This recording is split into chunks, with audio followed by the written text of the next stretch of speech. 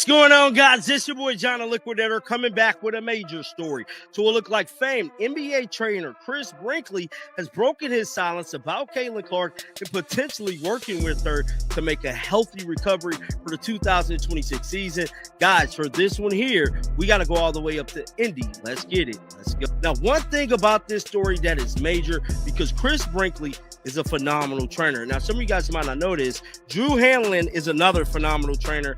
I actually know Drew. I went to high school with Drew Hanlon. Pay attention to this. Chris Brinkley recently said that he would like to help Caitlin Clark get ready for the 2026 season. That's right, you heard that right. It's 2026, not 2025. That's very important. It's not just a wound. It looks like her 2025 season is already over, and there are reports about bigger problems with her treatment and what's next for her. This timeline is really scary. This means Clark's return won't happen anytime soon. That is a tough pill for a league that relies so much on her to swallow. It sounds like Brinkley needs help right away, which shows how serious the problem is. It looks like she needs more help than her current staff can give. There must be a problem here. And a good teacher just told them how dangerous it could be. He became an Indiana Fever infirmary at some point during the season, earning the Hospital Fever nickname. The injury report read like a novel, and a lot of people wondered, how this could be, how all these various injuries could affect one team. Now, some of it is just bad luck, of course, whenever circumstances like that take place, but there were questions about the rehab process, the way injuries were treated, and that is natural when there is as many of them as there were with the Fever. I mean, you look at the team picture and there's 16 players in it or whatever. You see this, the joking around with crutches. It's not Brinkley. Brinkley isn't just any trainer, you know that? A real NBA champion like LeBron James or Kevin Durant have worked with this guy. His name is really well known. The fact that he wants to work with Clark so badly says a lot. He even said that her earlier attempts to get stronger had caused her injuries in 2025. Isn't this just bad luck? It's a direct result of her earlier training, which was probably slowed down by her illness. It's easy to understand. The things that were supposed to make her stronger may have made things worse for her. It only adds to the general feeling that things are probably being mismanaged and that decisions are being made that aren't clear and could hurt her health. To that department, but Chris Brinkley is up there. If we're talking like trainers, we're talking getting players ready. Chris Brinkley worked with LeBron James, Kevin Durant. The list goes on and on and on. I'm talking about multiple NBA champions this young man has been featured with, worked with, and for Caitlin Clark to potentially be on his list, somebody he's eager to work with, Caitlin Clark need to quick, fast, swiftly start working with him, because we know there's a lot of things to Caitlin Clark game that she could work on. And one thing being dealing with the physicality of it all. Now, we seen them telling her to add the muscle. We ultimately know that did not work. This is the most shocking part, though. Clark and Brinkley had planned to work together last summer, but the Indiana Fever's rules said she had to train at their center. It completely stopped her from getting this amazing outside help. Could you picture? You have a great idea for an answer, but your team wants you to use theirs instead. Methods that might not work right. This isn't just a mistake. Clark couldn't get the individualized care she needed because of a restriction that was put in place on purpose. This forced cooperation could be a big reason why her 2025 season is already looking bad. And she will have to make a choice that could affect her whole future. Interesting to see a job posting by the Indiana Fever. This is a legitimate posting. You can see it online. It's on the Teamwork website as far as what the position itself actually is. Indiana Fever Senior Director of Player Health and Performance. The Senior Director of Player Health and Performance will oversee the Health, Medical, and Athletic Performance Department for the Indiana Fever. They're responsible for providing professional athletic training and physical therapy care for Fever players and staff. Now, I have no idea if this is just a run-of-the-mill. The 2020 Indiana Fever. Now, the 2025 season was a terrible time for them. They even got the phrase hospital fever. And really, their injury list was like a book. So many important players like Clark were out. You should know that this wasn't just bad luck. There were valid concerns about their method to rehabilitation and how all of these illnesses were handled. The league as a whole was surprised by how many players were on one team. When a whole team is dealing with the same problems, it's not a coincidence. It shows that there are major problems with the system. There was even a picture of the team where players were messing around with crutches, which showed how they were fighting an invisible enemy all season, how to take care of their own health. This list, somebody he's eager to work with, Caitlin Clark needs to quick, fast, swiftly start working with him, because we know there's a lot of things to Caitlin Clark game that she could work on. And one thing being dealing with the physicality of it all. Now, we seen them telling her to add the muscle. We ultimately know that did not work. I believe the muscle was kind of what contributed to a lot of her injuries for the 2025 season. But if she could somehow work with Chris, he can come up with a system to help her either get out of these tough situations that she be in, especially in certain traps, and then turn around and once again adjust, either, shoot off the dribble, something that... There was also an ad for a senior head of player health and performance by the Indiana Fever. It wasn't a quiet change. They told everyone that they knew they had a big problem. Why would a team try to hire someone for such a high-level, important job while all of this is going on? Unless the department they're in now is a mess. That job offering, which is real and can be found online, sounds like a last-ditch effort to fix a broken system. It basically means, but doesn't say directly, that the way they were handling health and performance was not working, leaving athletes open to long-term or badly treated injuries. Job posting that's already been filled by somebody. I don't know how the hierarchy works behind the scenes, but I do know that it was amusing to see after that litany of Fever injuries this season. And you have to hope, no matter who is, working on the Fever players, that it's not something that repeats into next season.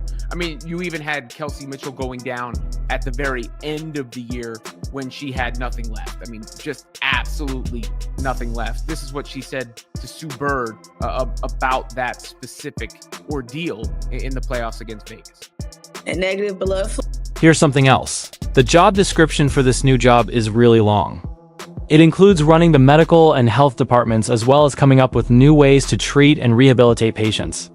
It even includes planning nutrition and setting up tasks related to sports medicine. So it's not just about getting someone to fill a job.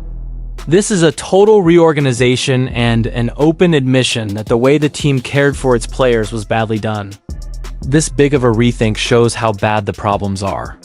The fact that it says there wasn't enough competent medical and performance control had a direct effect on how well its best athletes did. Karoon part.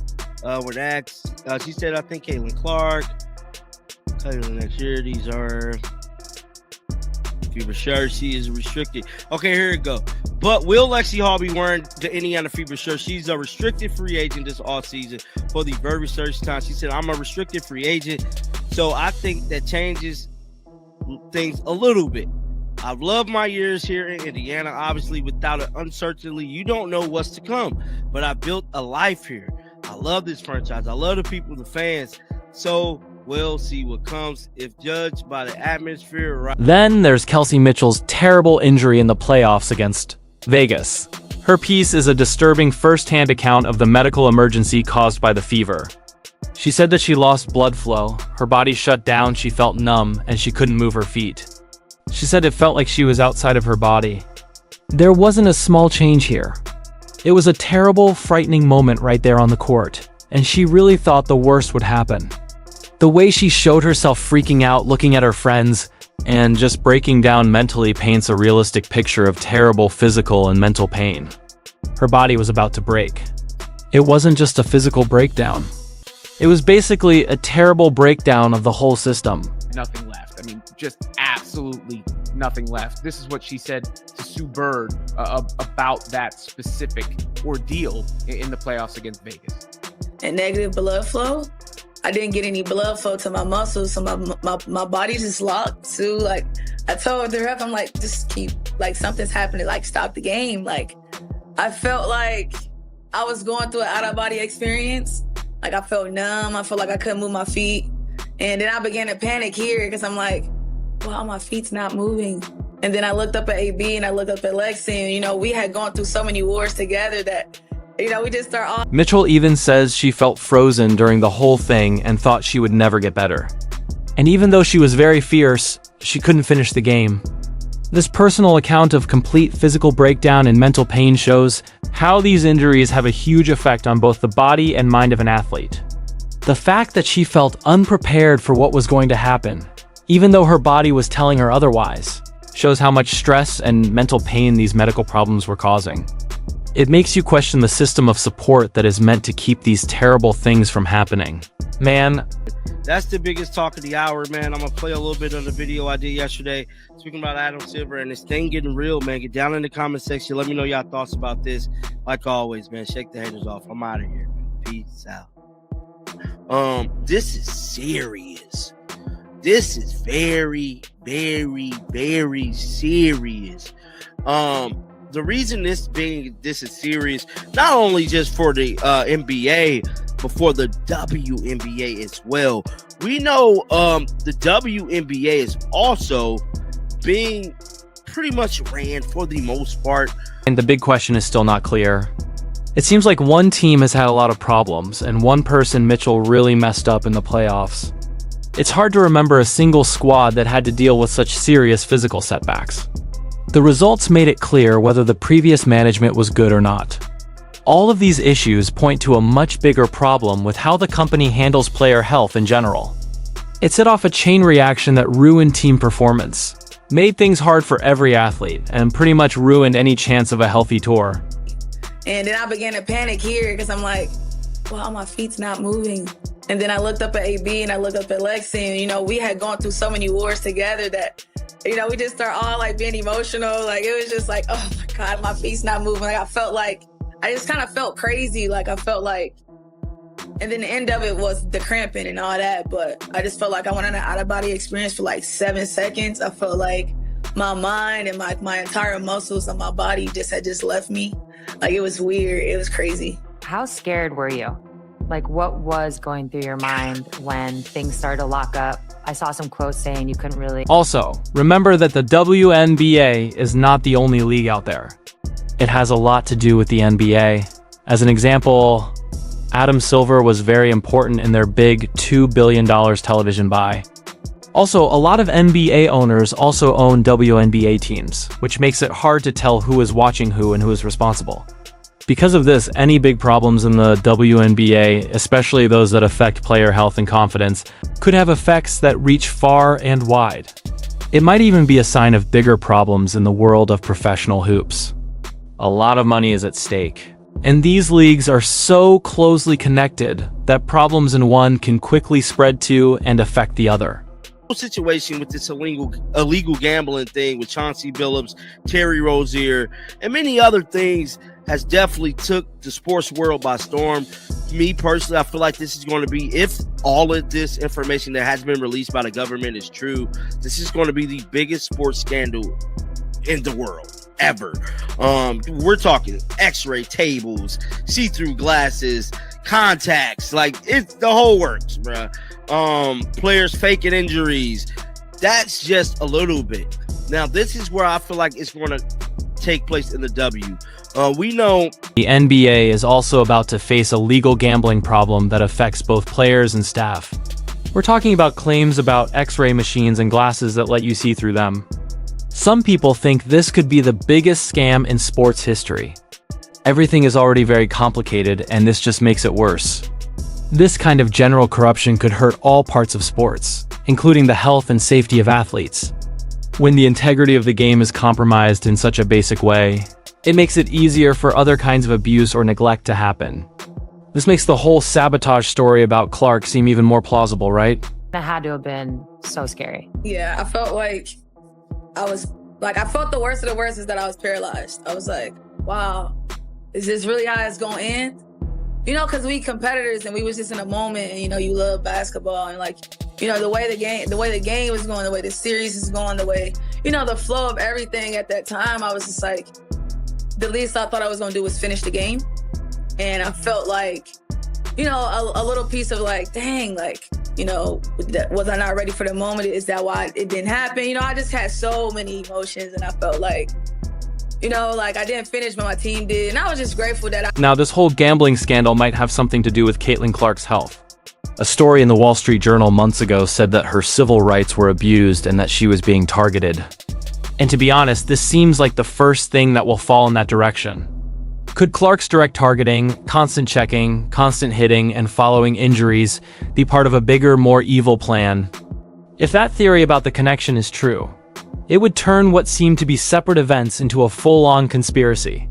It would make her injuries look like they were planned moves to change the outcome of the game, not just bad luck. It's been released by the government is true. This is going to be the biggest sports scandal in the world ever.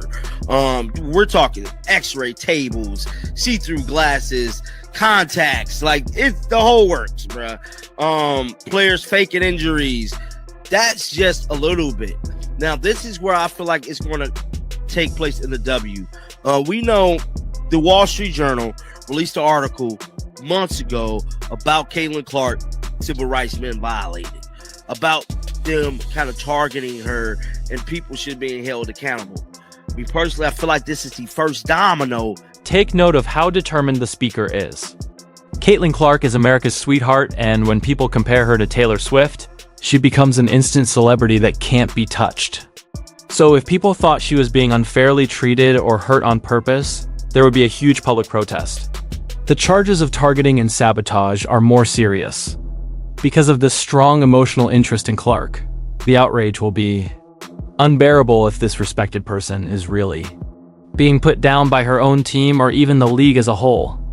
It would turn a sports story into a huge culture phenomenon about betrayal and bad business practices. That she would go down to in the midst of all of that. A series of injuries that you can't imagine one team having to go through, having to manage.